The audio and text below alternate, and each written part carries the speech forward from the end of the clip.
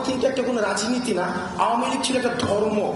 অর্থাৎ ধর্মের অবয়বে বঙ্গবন্ধুকে, শেখ মুজিবকে একটা নবী হিসেবে উপস্থাপন করার চেষ্টা করা হয়েছিল। এই 5 জন হাইকোর্টের রায়টি খুবই সিগনিফিক্যান্ট একটি রায়। এই কারণে রায়টি সিগনিফিক্যান্ট, আমরা দেখেছি এই ফেসিস্ট সরকার তার ক্ষমতা টিকিয়ে রাখার জন্য মূলত সে সবসময় ইনস্টিটিউশনগুলোকে ব্যবহার করেছে, সব কিছুতে ইনস্টিটিউশনগুলোতে ব্যবহার করেছে। অর্থাৎ হাইকোর্টের ঘাড়ে বন্দুক রেখে, বিচার ব্যবস্থার ঘাড়ে বন্দুক রেখে, স্বাস্থ্য ব্যবস্থার ঘাড়ে বন্দুক রেখে, শিক্ষা ব্যবস্থাকে পুঁজি করে, আমাদের স্বাস্থ্য ব্যবস্থাকে পুঁজি করে, এই যে পুঁজিভিত্তিক একটি বিভাজনের মধ্য দিয়ে, দ্বিবিভাজনের মধ্য দিয়ে সবসময় ফেসিজমকে সমূলে প্রথিত করে রাখার চেষ্টা করা সবসময় হয়েছে। আমরা দেখেছি 5 জনের যখন হাইকোর্টের রায়টি হয়, সেখানে শিক্ষার্থীরা সেই রায়টিকে প্রত্যাখ্যান করে এবং আন্দোলনটি শুরু করে।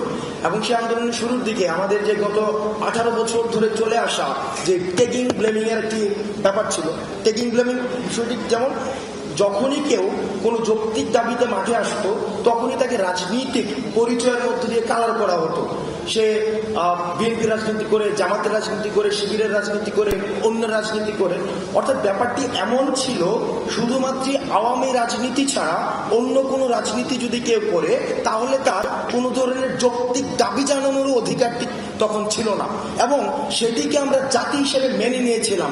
সেজন্য আমরা যখনই কোনো দাবি জানাতে যেতাম, আমরা সবসময় দাবিতে যতটা ফোকাস করতাম, তার থেকে বেশি ফোকাস করতাম যে আমরা অরাজনৈতিক, আমরা কোনো রাজনৈতিক সংশ্লিষ্টতা নেই, আমরা কোনো রাজনৈতিক সংশ্লিষ্টতা নেই, আমরা কোনো রাজনৈতিক দলের সাথে নেই।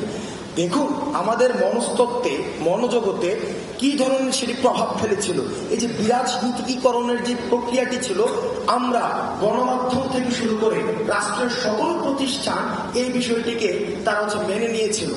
অর্থাৎ আওয়ামী রাজনীতির বাইরে, আওয়ামী ধর্মের বাইরে আওয়ামী লীগ কিন্তু একটা কোনো রাজনীতি না, আওয়ামী লীগ ছিল একটা ধর্ম।